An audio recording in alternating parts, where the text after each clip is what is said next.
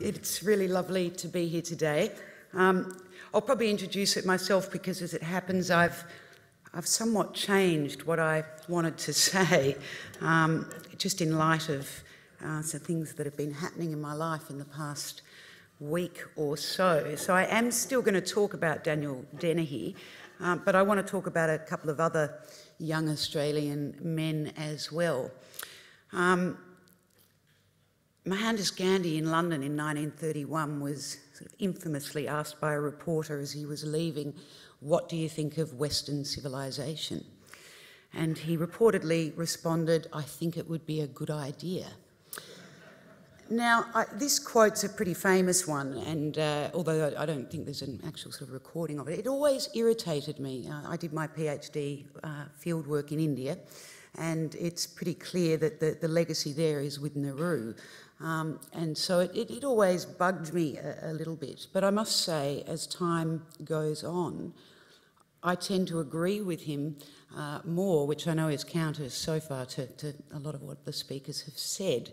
I'm finding it more and more difficult to see how Western civilization, its great underpinnings, can flourish in a culture that is, a political culture that is in ruins in Australia, and an economic culture that, while it's lifted many, of course, from necessity, has had costs that Geoffrey Blaney's video alluded to as well.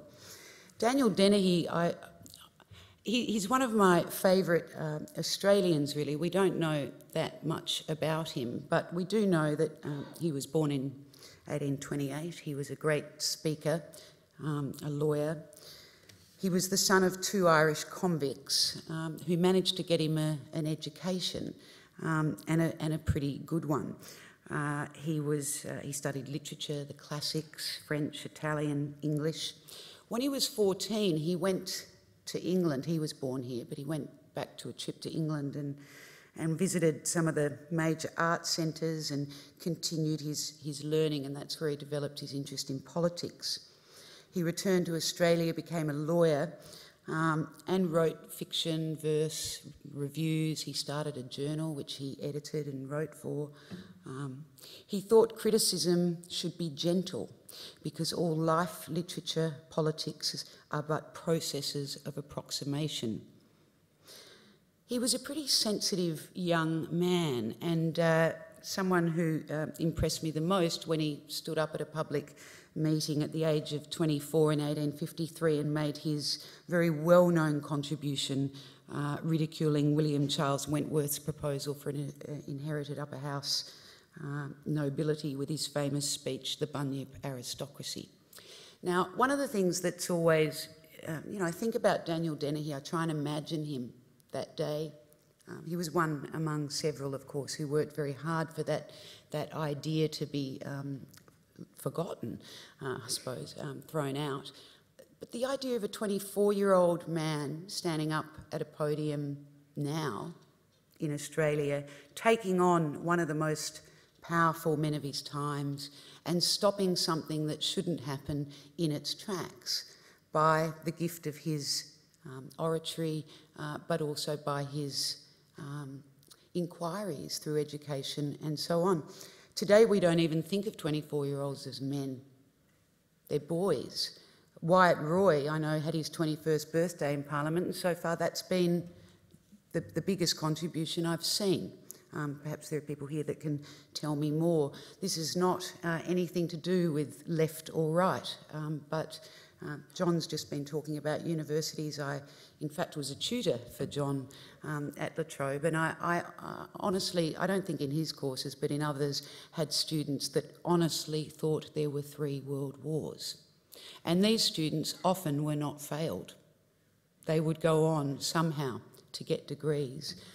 How today do you produce somebody like a Daniel Dennehy who wasn't born with the kind of gifts of inherited wealth or customs?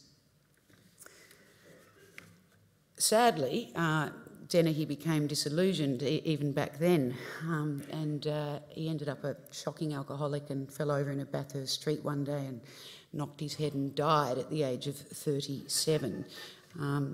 Richard Henry Horne described him as the brightest spirit of all young Australians. His life was over very, very young.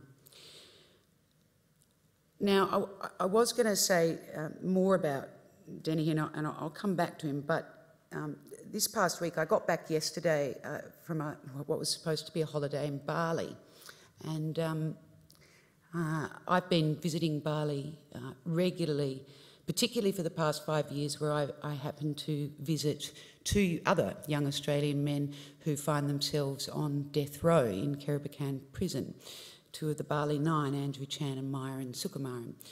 I began visiting them 5 years ago because I'm friends with some of their legal team, and so I've got to know them quite well and their families. I'm pretty close to their families. I'm not about to launch into a conversation about the pros or cons of the death penalty. I'm quite sure in this audience, like every audience, you'd find every possible range of views on it. I happen to be really, really against it, and I think it's one of the wonderful things of Australian civilisation that it is outlawed here at every level of government. I really love that.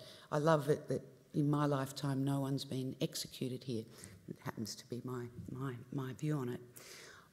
Over the 5 years I've visited Andrew and Myron, I've seen a real change in them. And one of the reasons why I ditched some of what I wanted to talk about today to share these thoughts with you is because it's been really playing on my mind. Obviously, to find yourself in an Indonesian prison on death row with all your appeals having run out is to find yourself in probably about as far from Western civilisation in the way we're talking about it today as it's possible to be. The institution of Western law isn't there, and so on. Although I should say their conditions in the jail are good. But what I've seen over these years is 2 young men who have, of course, struggled terribly with their predicament, and particularly the impact that has had on their families. When I went there this time, I visited them quite a few times in this past week because of the last appeal running out. And I noticed that the last few times over the last few years that I've been there, when they were first arrested, these are 2 young men who come from the western suburbs of Sydney. They didn't go to university, education, and the ideas of Western civilisation were not really something that I think had ever entered their minds. But what happens when you're deprived of everything that Western civilisation might have to offer in freedom here? One of the problems here, I think, with university, with young men their age, I've seen at university, is too much abundance. There's so much choice. There's so much to do that the idea of actually just sitting down and reading one amazing book doesn't really happen too often anymore. They have, without even thinking of it, I think, turned to, in some ways, the very essence of what Western civilisation has to offer. Myron, I've always encouraged him to try and read, and to read things other than crappy crime novels, was reading My Name is Asher Lev. This time he's got into art. He's started to paint. He's opened up an art room and found other Indonesian prisoners who are also, some of them were artists before they went to prison, and he's organised for the sort of collection of canvases and paints and so on, and he's begun to paint himself. He's no Picasso, but he is getting things out of this and improving himself in doing this in a way that I found rather moving. The other thing that happened was he really wanted to show me this one book in the art room. They've set up a little art room. They're allowed to go there for quite a few hours a day and paint. But they had one book on art, and it was a beautiful sort of but ragged coffee table book of the masters. And he was so keen to show me this book. We stood there for 15 minutes and he went through page after page. He'd read it again and again and again, thinking about what the masters in this book did and how they did it. and was now endeavouring to get something within himself through his own painting. I had a chat with Matthew Norman, who he has a life sentence, and he's set up a library in there.